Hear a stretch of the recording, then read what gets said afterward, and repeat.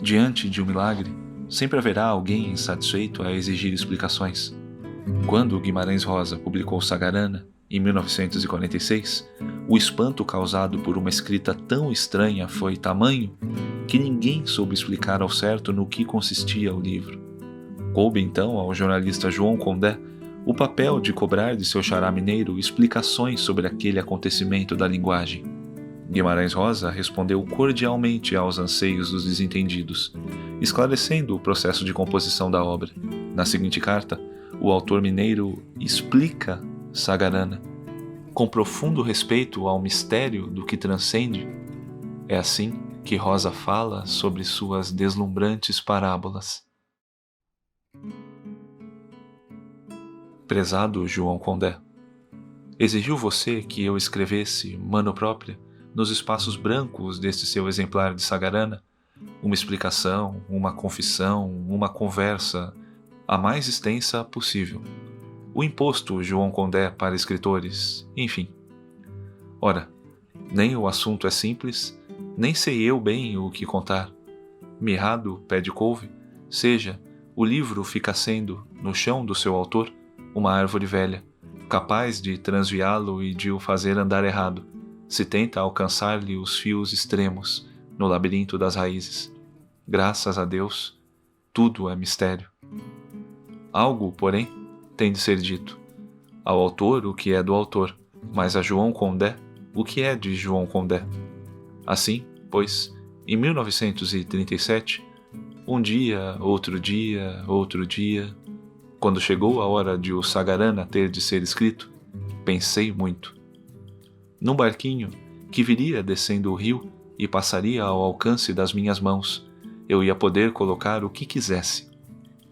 Principalmente, nele poderia embarcar, inteira, no momento, a minha concepção do mundo. Tinha de pensar igualmente na palavra arte, em tudo o que ela para mim representava, como corpo e como alma, como um daqueles variados caminhos que levam do temporal ao eterno, principalmente. Já pressentira que o livro, não podendo ser de poemas, teria de ser de novelas. E, sendo meu, uma série de histórias adultas da carochinha, portanto.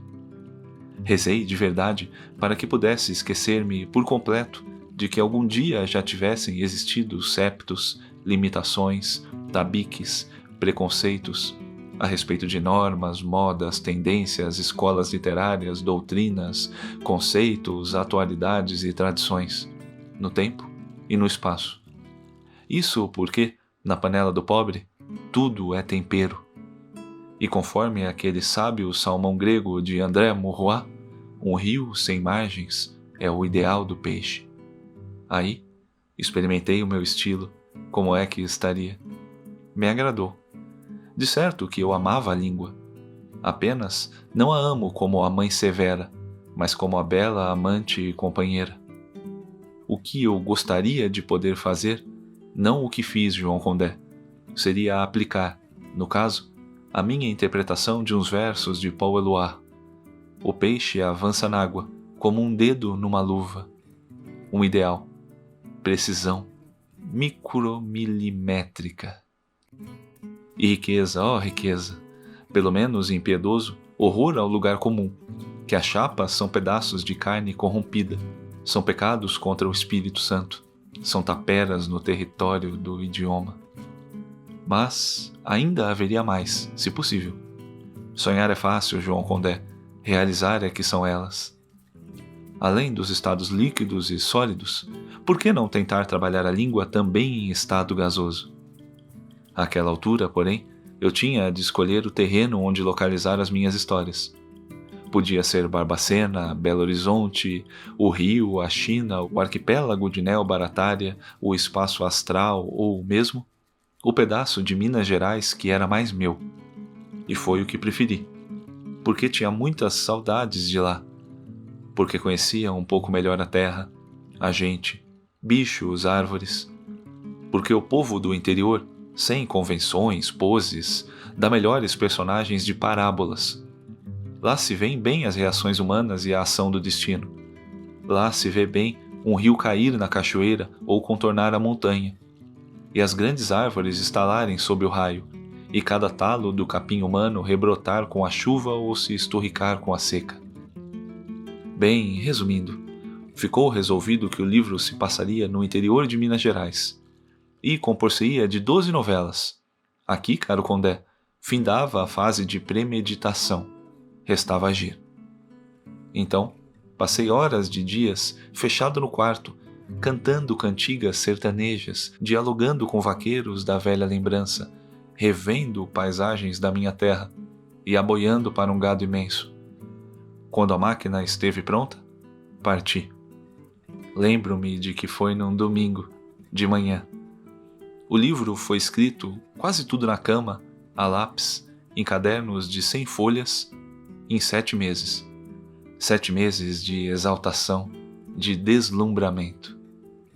Depois, repousou durante 7 anos e, em 1945, foi retrabalhado em 5 meses. 5 meses de reflexão e de lucidez. Lá por novembro, contratei com uma datilógrafa a passagem a limpo. E, a 31 de dezembro de 1937, entreguei o original, às 5h30 da tarde, na livraria José Olímpio. O título escolhido era Sésamo, mas, para melhor resguardar o anonimato, pespeguei no cartapácio à última hora este rótulo simples, Contos.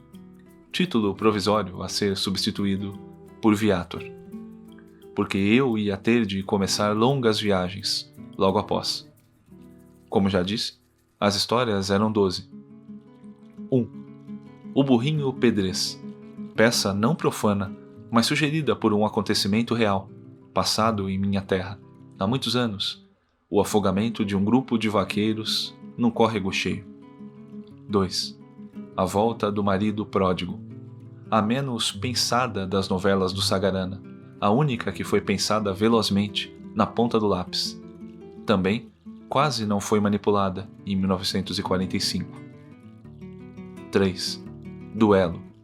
Aqui, tudo aconteceu ao contrário do que ficou dito para a anterior.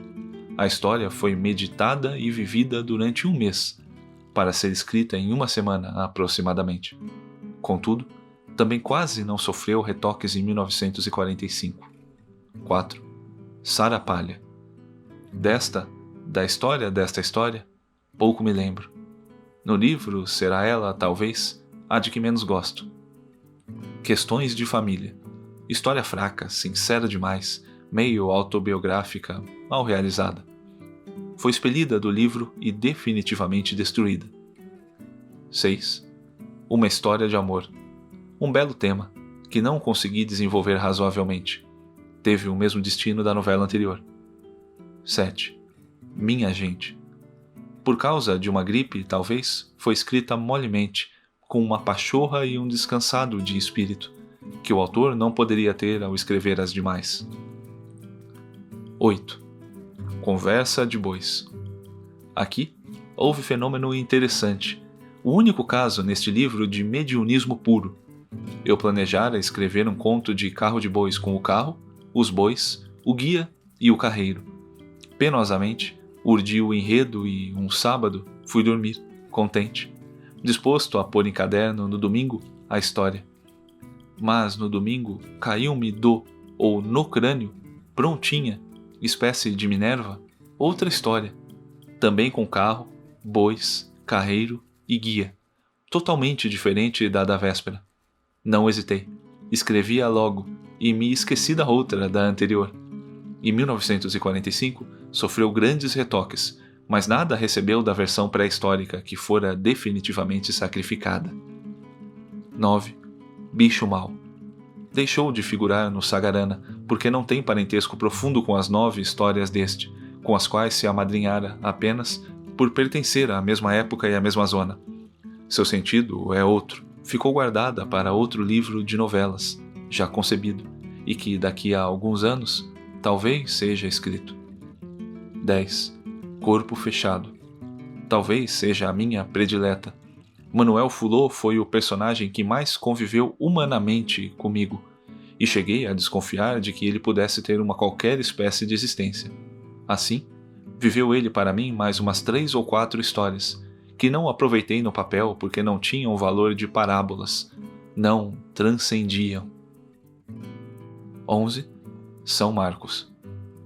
Demorada para escrever, pois exigia grandes esforços de memória para a reconstituição de paisagens já muito afundadas. Foi a peça mais trabalhada do livro. 12. A Hora e Vez de Augusto Matraga. História mais séria. De certo modo, síntese e chave de todas as outras. Não falarei sobre o seu conteúdo. Quanto à forma, representa para mim vitória íntima, pois desde o começo do livro, o seu estilo era o que eu procurava descobrir. Por ora, Condé, aqui está o que eu pude relembrar acerca do Sagarana. Se você quiser, eu poderei contar mais tarde, no exemplar da segunda edição, algumas passagens históricas ocorridas entre o 31 de dezembro de 1937 e a data em que o livro foi entregue à editora Universal. Serve? Com o cordial abraço do Guimarães Rosa.